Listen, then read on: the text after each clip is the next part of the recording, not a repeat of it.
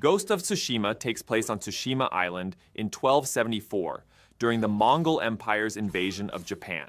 The main character of the game is Samurai Jin Sakai. Jin is one of the last samurai to fight against the Mongol invasion. To defeat the Mongol army, Jin abandons traditional samurai codes and adopts a new warrior identity known as the Ghost. Jin's journey deals with the conflict between honor and tradition and saving the island. With its strong story, in-depth character development, and impressive open world, Ghost of Tsushima is a must-play game for those who love samurai games. By presenting a historical period in a dramatic and emotional way, it offers both a visual and emotional experience.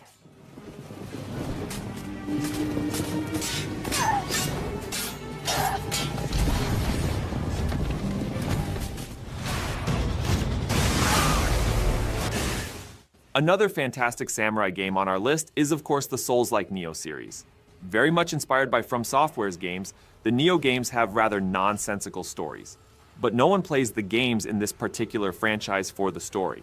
It is the game's difficulty and gameplay that are the draw. Players control William or Hyde in their respective games and are given various tools to fight demons and creatures inspired by Japanese mythology. Gameplay involves utilizing the huge range of weapons from katanas to polearms, the different stances that carry out different fighting styles that target specific weaknesses, and so on. Unfortunately, the games are not very good to look at from an art standpoint, and the level designs are relatively straightforward, self-contained maps. There is no open-world roaming, as the games are based around selecting a mission and fighting through that specific mission's map.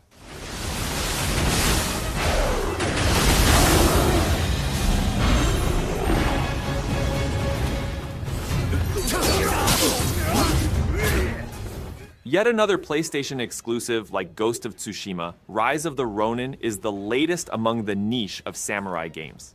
It was released just this March and features gameplay similar to Ghost of Tsushima. Here you control a samurai in third person while meditatively slicing others with a katana. Like Ghost of Tsushima, Rise of the Ronin is also based on historical events. The game is set during the 1860s or the Bakumatsu period, when the shogunate slowly began allowing invasive Westerners to enter Japan. This prompted a samurai rebellion. If anything, Rise of the Ronin gives more respect to its historical source material, but is still one of the cool games like Ghost of Tsushima.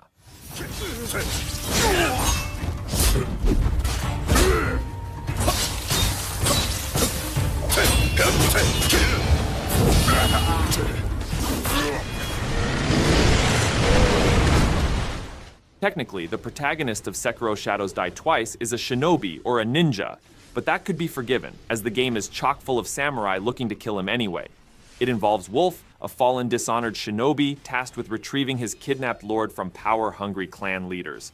Though they aren't all that similar, FromSoft's most recent Souls-like does bear a resemblance to Sucker Punch's Ghost of Tsushima. The former is far more unforgiving than the latter, however, and players without extensive experience in the Souls games will likely find progressing to be pretty difficult.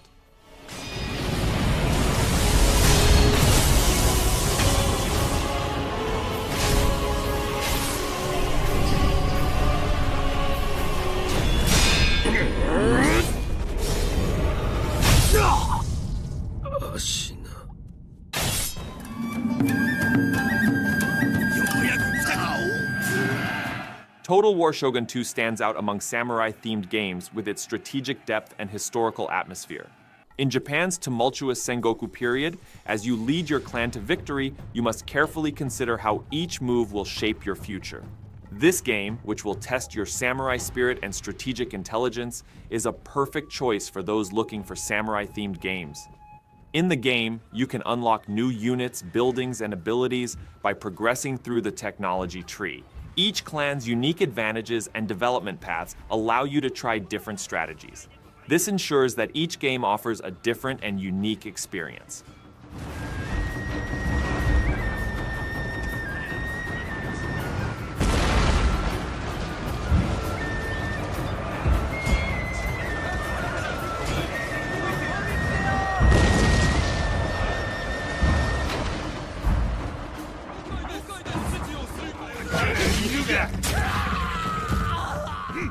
Taking inspiration from Akira Kurosawa's movies like Ran, Seven Samurai, and Yojimbo, much like Ghost of Tsushima's Kurosawa mode also does, Trek to Yomi's environment is designed fully in a black and white grayscale color. It adds a lot to the cinematic tone and dramatic flair that this game is going for. The gameplay is essentially Ghost of Tsushima and Nioh as a side-scroller rather than an open-world hack and slash, as it also comes with lots of brutal animations and giant folkloric entities to fight, despite its minimalized aesthetic. It's truly one of the most memorable samurai experiences you'll have in a game.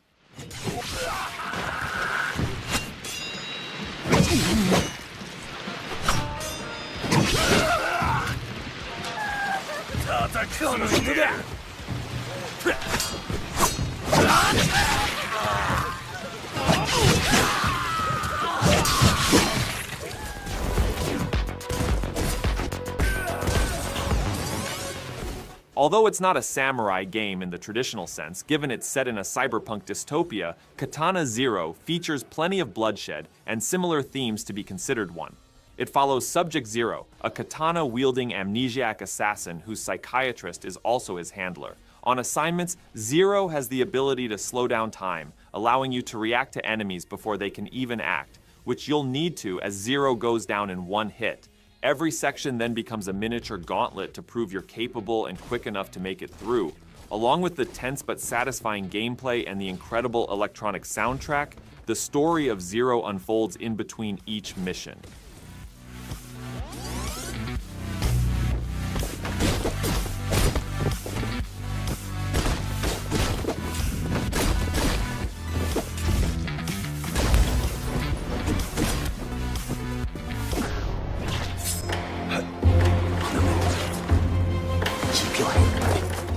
Shadow Tactics Blades of the Shogun gives you control of a samurai, a shinobi, a monk, a thief, a sharpshooter, and a master of disguise. You have to control all of them as some kind of commando unit to help the new and budding shogun win through espionage, sabotage, and assassination.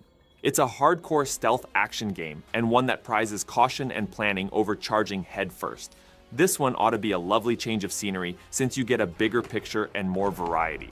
It's a great samurai game if you want to pretend like you're Toranaga's agent or the like. I will be there at once. Hazekiri!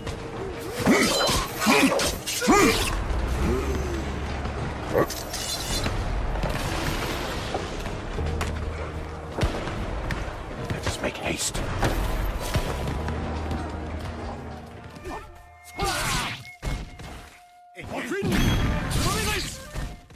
On the surface, Samurai Showdown looks like another 2-5D anime-style fighting game like Street Fighter 4 but with weapons. Delve deeper and players will find that it's a far more strategic and tactical fighting game that requires timing and patience. There's a certain rhythm to Samurai Showdown's combat system that makes the game feel totally unique. There are counterattacks and defensive moves like rolls and parrying that can change the tide of battle in an instant. Yet, despite these hardcore mechanics, Showdown is very accessible and easy to pick up for brand new players.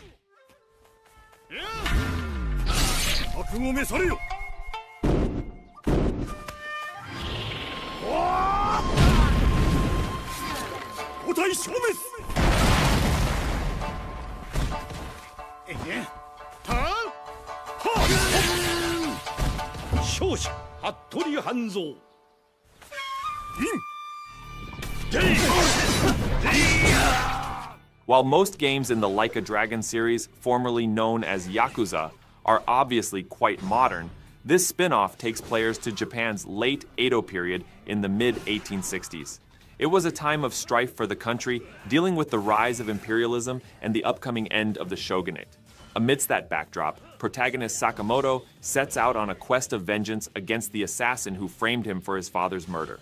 The developers did a great job recreating Kyoto during this time, and the combat, which included hand-to-hand and pistol options in addition to a katana, was a fresh spin on what the series had done before.